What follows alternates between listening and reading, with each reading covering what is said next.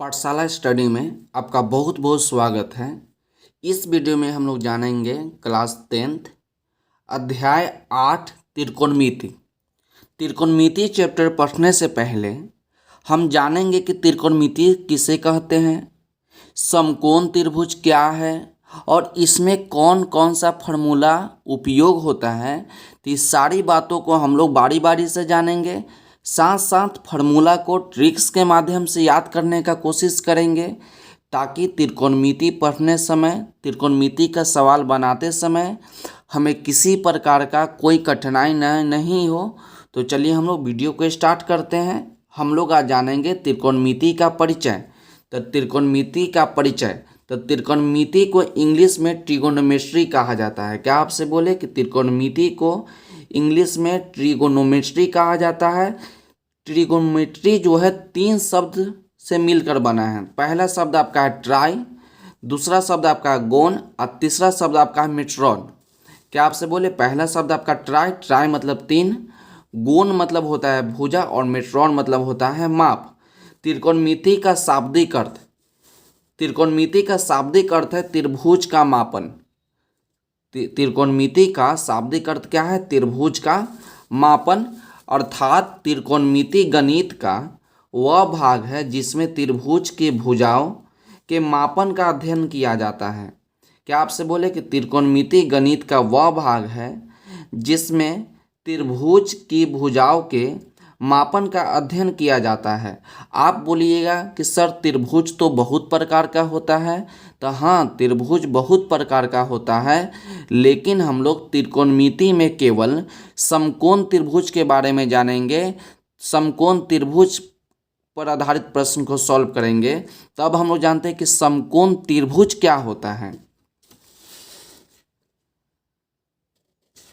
समकोण त्रिभुज, समकोण त्रिभुज अर्थात जिस त्रिभुज में, त्रिभुज को आप शॉर्ट में इस प्रकार से भी लिख सकते हैं, तो जिस त्रिभुज में एक कोण 90 डिग्री हो उस त्रिभुज को समकोण त्रिभुज कहा जाता है।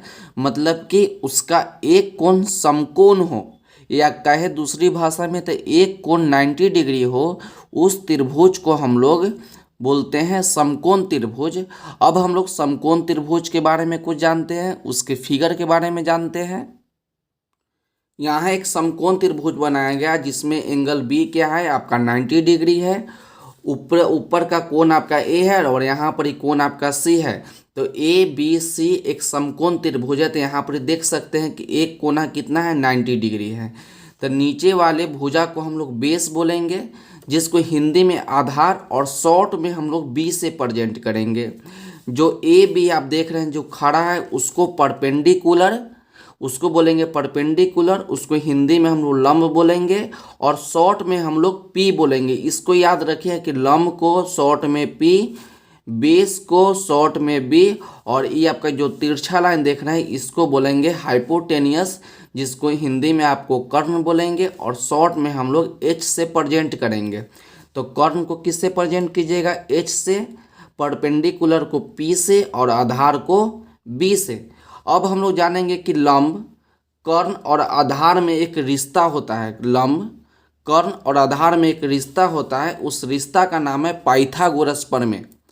पाइथागोरस प्रमेय, यदि आपको समकोण त्रिभुज में कितना भुजा होता है, 3 भुजा, यदि कोई 2 भुजा दे दिया हो तो तीसरी भुजा हम लोग आसानी से निकाल सकते हैं।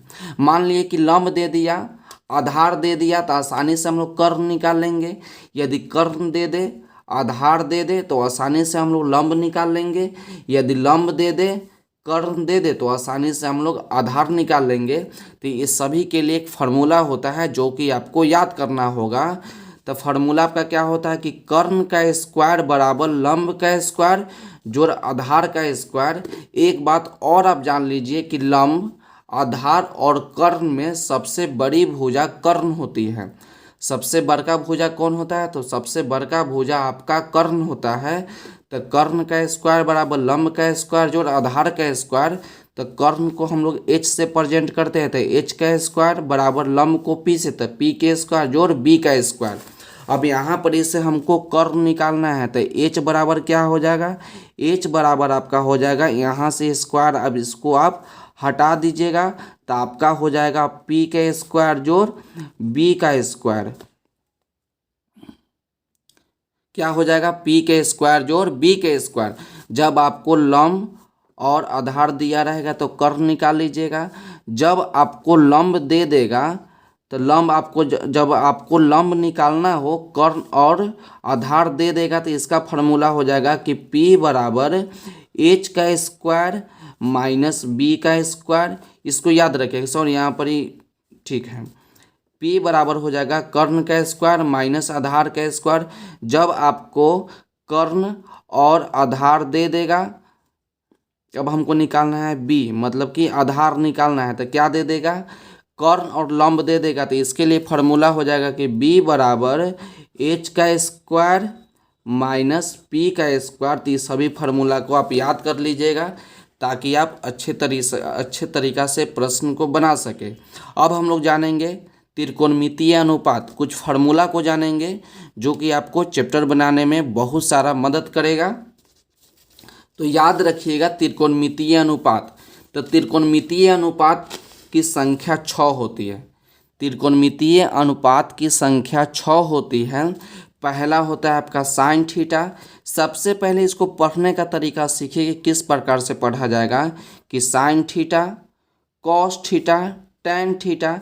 साइन का उल्टा कॉसेक होता है, आप याद रखिएगा कि साइन के उल्टा कॉसेक थीटा, कॉस के उल्टा सेक थीटा, टेन के उल्टा कॉट थीटा। आप एक को याद कर लीजिएगा तो दूसरा खुद याद हो जाएगा, इसको याद कीजिएगा तो ये वाला याद हो जाएगा, इसको याद कर लीजिएगा तो आप एक ए वाला याद हो जाएगा। तो साइन थीटा बराबर होता है p बटा एच। क्या होता है कि साइन थीटा बराबर p बटा एच, तो p बटा एच बोलिए या लंब बटा कर्ण बोलिए।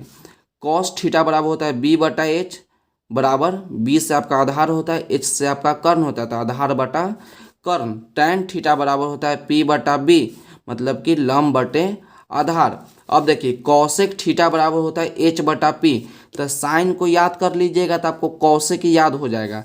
तो साइन थीटा होता है p बटा h, तो साइन का उल्टा कॉसेक, तो इसका मान को पलट दीजिए तो h बटा p हो जाएगा, मतलब कि कर्ण बटा लंब।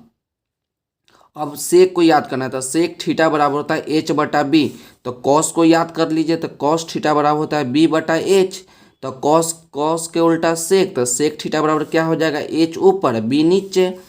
अब होता है टेन थीटा बराबर p बटा b, तो टेन का उल्टा होता है कॉट, तो टेन का होता है p बटा b, तो कॉट का हो जाएगा b बटा p। तो इस 6 फार्मूला को आप बहुत ही अच्छे तरीक़ा से याद कर लीजिएगा। अब इसको याद करने का तरीका बताते हैं कि इसको आप किस तरीक़ा से याद कर लीजिएगा। यहाँ पर आप अल्फ़ाबेट के अनुसार याद कीजिएगा, इसको आप हिंदी से याद कर लीजिएगा।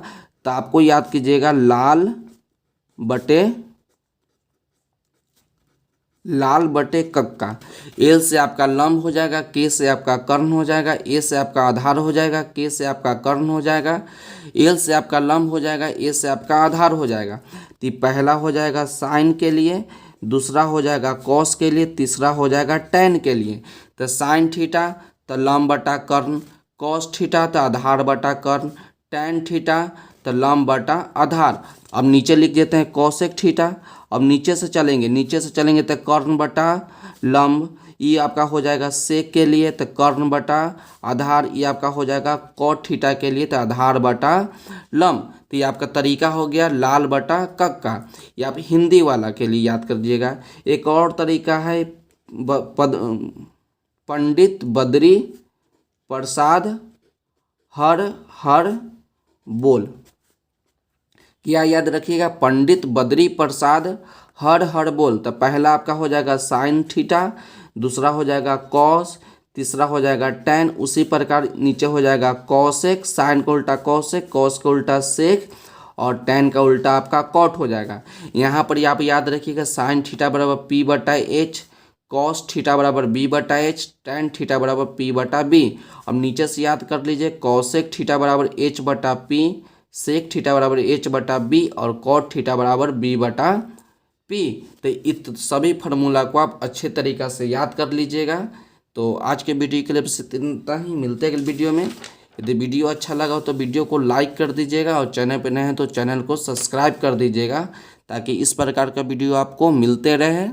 तो पढ़ते रहिए और बढ़ते रहिए, मिलते अगले वीडियो में।